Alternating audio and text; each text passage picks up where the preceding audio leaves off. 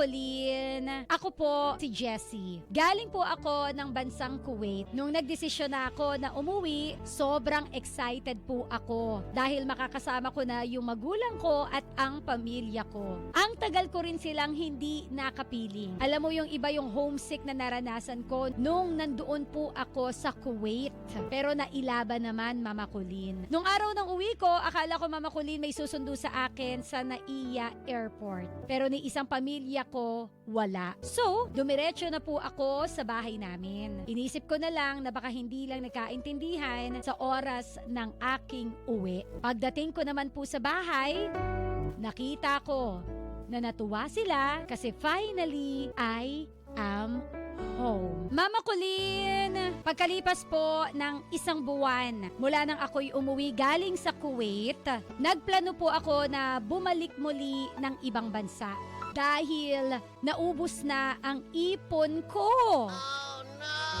Opo, ganun kabilis. Agad kong nilakad ang mga papeles ko at gawa na wala na halos ako mahugot na pera, nakitira muna ako sa pinsan ko habang inaasikaso ko sa Manila ang mga papeles ko. At doon ko nalaman na naghiwalay pala ang mga tito at tita, ang magulang ng pinsan ko. Sabi ng pinsan ko, may asawa na daw si tita na bago. Samantalang si tito single pa rin.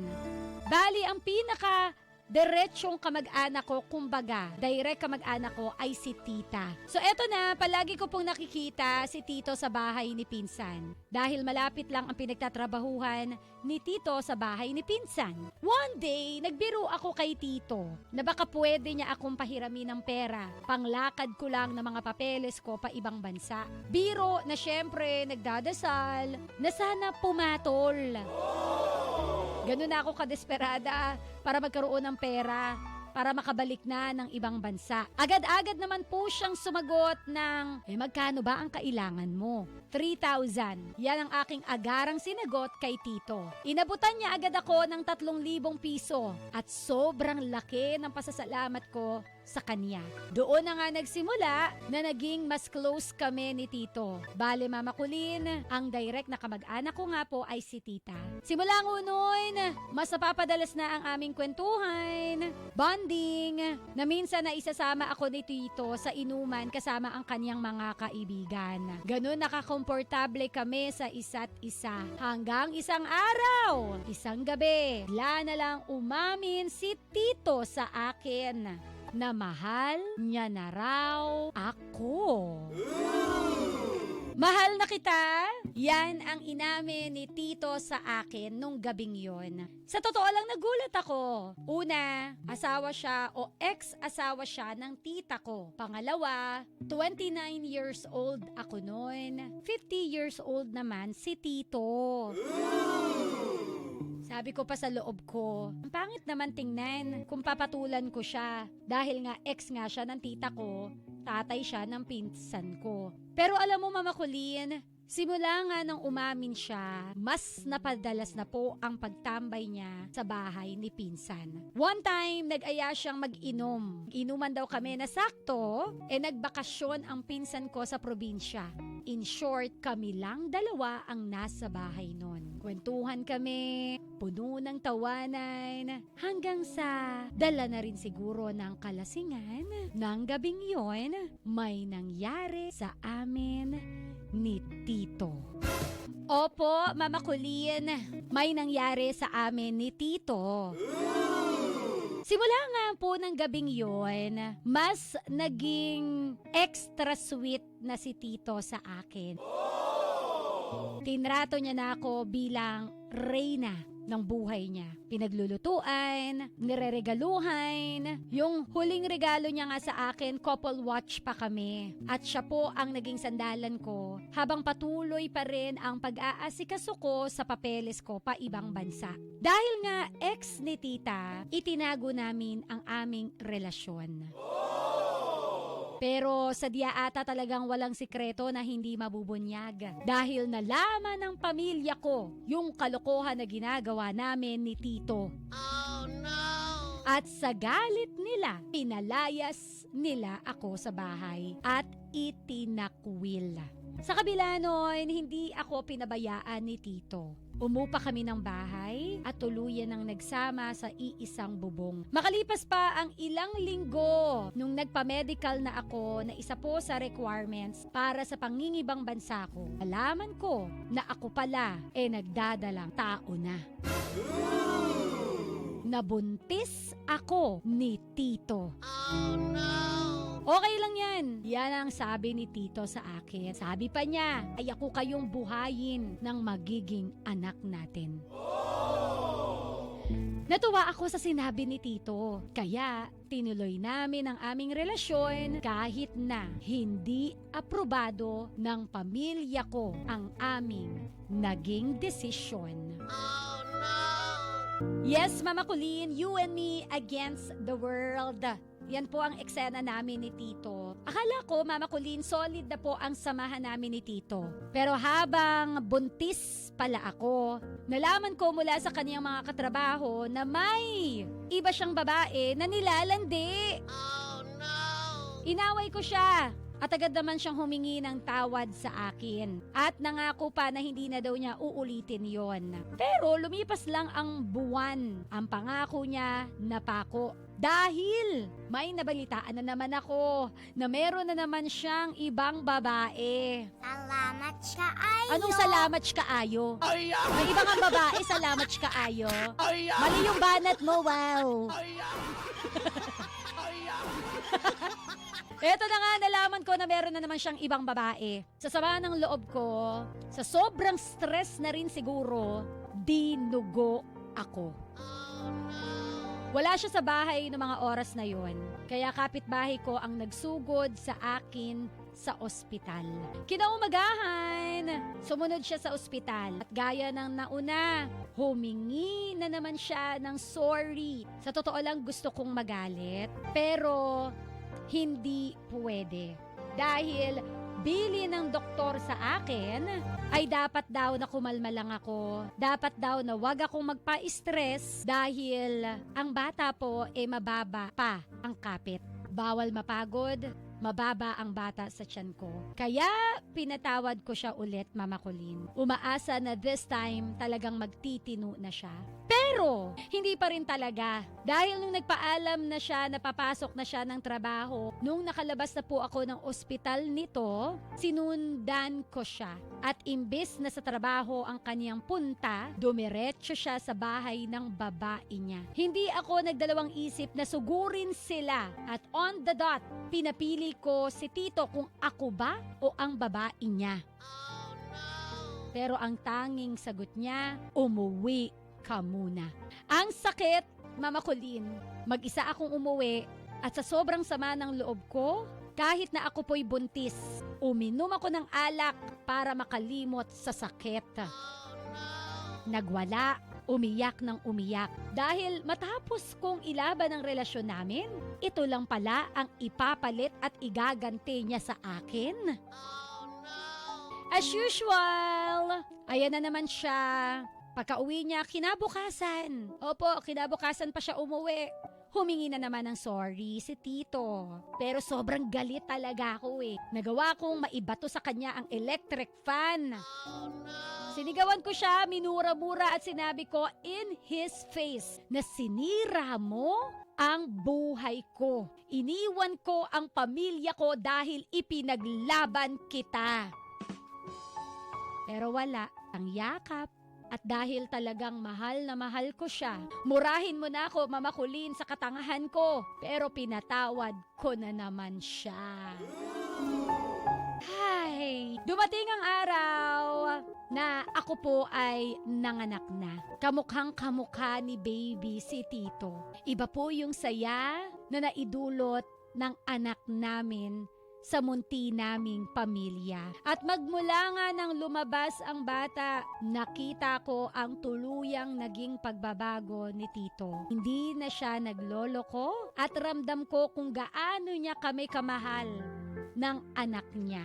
Binibigay niya ang buong oras niya sa amin. Pagkatapos ng trabaho niya, diretso uwi na talaga sa bahay. At hindi na sumisegue sa inuman o sa tropa. Nakikita ko na lagi siyang excited na makita kaming mag-ina. Aminin ko na hanggang ngayon, hindi ko pa rin makalimutan yung mga ginawa niyang pagtataksil. Pero pinagdadasal ko na sana tuloy-tuloy na po yung kaniyang pagbabago. Sana hindi niya na uulitin yung mga nagawa niyang pagkakasala sa akin. At sana worth it ang mga pagpapatawad na ibinibigay, pagkakataon na ibinibigay ko sa kaniya. Maraming salamat, Mama Colleen. At dito ko natatapusin ang aking kwento. Muli, ako si Jessie at ito ang aking Heart to Hearts with the Mama Colleen. Real talk lang, no, be? Munti ko na masabi yung tunay niyang pangalan. Hindi, real talk lang, be. Marami dito yung kinikilabutan sa relasyon mo kay Tito. Kasi culturally speaking, syempre hindi yan tanggap ng ating kultura. Kahit sabihin pa natin na ang kamag-anak ko naman, ang direct kamag-anak ko naman si tita, hindi si tito. Pero kahit na. At saka Mama Colleen, may iba namang asawa na si tita. So, wala ba kaming karapatan na maging masaya ni tito? But again, culturally speaking, hindi tanggap yan. With our culture, tayong mga Pinoy, lalo na tayo mga Pinoy judger. Tayo mga Pinoy, paladesisyon. Diba? May ugali tayong paladesisyon sa buhay ng may buhay. Pag hindi ayon sa taste natin at kultura natin, yung mga bagay-bagay, talagang mapupulaan ka, diba? Oo. Alam mo yung parang, for you, happy ending ito eh. Kung tutuusin, happy ending eh. Kasi inilaban mo siya, kahit na itinakwil na kayo ng buong angkan ninyo, inilaban mo siya, at pinagbigyan mo siya, pinatawad mo siya sa paulit-ulit niyang panloloko sa'yo. Kumbaga ikaw parang triumph ito sa'yo, tagumpay ito sa'yo kasi napatuwid mo ang baluktot, kumbaga. Diba? Gaano ba kabaluktot niya? Kumbaga napatuwid mo siya to the point na nagtinuna siya mula sa maraming kalokohan na ginawa niya. 'Di ba? So, sabi dito, oo nga, gaya ni TikTok pala desisyon. yung kwento natin ngayon parang ayaw ni TikTok. Ni-restrict ako kanina. Nakakaloka. Nagkikwento lang naman kami dito. So, ayun. Okay? Happy ending for you. Kumbaga, ang tanging dasal mo na lang talaga na magtuloy-tuloy talaga.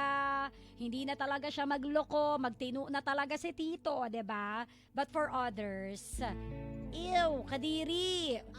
'Di ba? Ganun yung para sa kanila. But anyway, at the end of the day, buhay mo 'yan. Ayaw ni TikTok kay Tito, sabi ni Myra. Masasabi ba na magkadugo sila? Masasabi ba na magkadugo sila? Kasi nga ang direct family niya, yung tita, yung asawa ni Tito, 'di ba? Babala. Asawa ni Babalu. But again, wala eh. Ang dami niya ng sinuong na hindi sila magkadugo, 'di ba? So parang pwede. Yun lang, ang laki lang ng gap nila. Pero sabi nga, in love, age doesn't matter. Oo, ano ngayon kung 50 years old si Tito? Kung ano pa, 'di ba? Ganon. Ano kung 29 si girl? Kung may asim pa, bakit hindi, 'di ba? So, siguro again na ilaban niyo na. 'Di ba? Yung pamilya niyo nga na nagalit sa inyo, itinawid ninyo Ano pa ba yung bearing na mga sasabihin ng mga tao sa paligid nyo? Feeling ko, deadma ka naman na doon, diba? So, yun na lang siguro, your rule, your life, kung saan ka masaya, sige lang.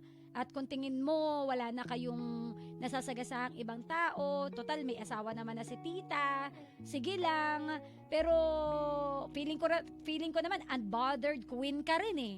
'Di ba? Kasi for you to okay lang na itakwil ka ng pamilya mo, parang wala ka namang problema eh. Ang pinaka problema mo lang ngayon kung paano totally padederechohin itong si Tito sa tamang daan.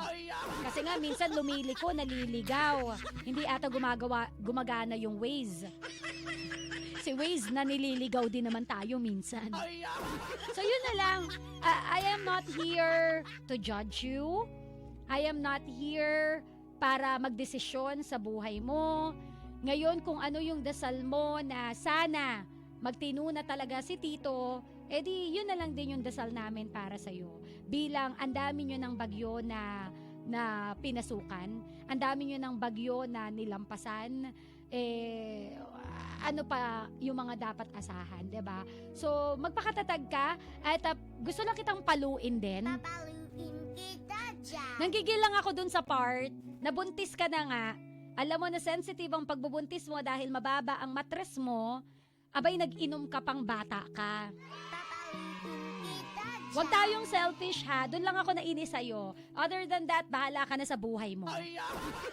Gusto ko lang sabihin na kapag ka meron pong, ako nanggigigil talaga ako pag nakakita, ganun talaga yung lalamunan. Totoo, gigil na gigil ako, parang gusto kong pakialamanan, gusto kong sabihan, pero dahil hindi ko naman siya kaano-ano at baka awayin pa ako. Pero siguro, I will take this platform, itong opportunity na ito, na i-call out. Hindi ako pala desisyon ha. Gusto ko lang kayo i-call out. Malapit na doon. Na sana po, 'di ba? Huwag tayo maging selfish. Kapag po tayo ay nagdadalang tao, huwag na po kayong magyosi. Huwag kayong magyosi. Huwag kayong mag-alak-alak dyan. Kasi kawawa yung inosenteng bata na nasa sinapupunan ninyo. Huwag po tayong selfish. Kung ako sa'yo, tiisin mo, mag-fasting ka muna sa alak, sa sigarilyo. Sige, paglabas ng bata, tsaka ka mag-toma dyan. Huwag nating idama yung inosenteng bata na hindi pa man siya inilalabas sa mundo, aba baka paglabas ng mundo niya, may TB na agad. 'Di ba? May lung problem na agad. 'Di ba? So, ganun. Alright? Yun, doon lang ako nainis na part. Other than that, hindi na kita pakikialamanan. Kasi again, pinangatawanan mo naman kung ano yung 'di ba? Kung ano yung tingin mong tama para sa iyo bilang matanda ka na naman. O 'di ba? Dahil sa 3,000 nagka-issue. Yan lang yung sa akin. Kasi totoo lang, pag may nakakasalubong ako na ang laki-laki ng tiyan, alam mong buntis, tapos nagyoyosi, inis na inis ako. Parang gusto kong, So, yun lang yung reminder ni Mama Colleen, okay? Now for you, good luck. Sana nga hindi na siya magloko para maging worth it kung ano man yung ipinaglaban mo sa relasyon ninyo. Na ang eksena, you and me against the world. Alright? 91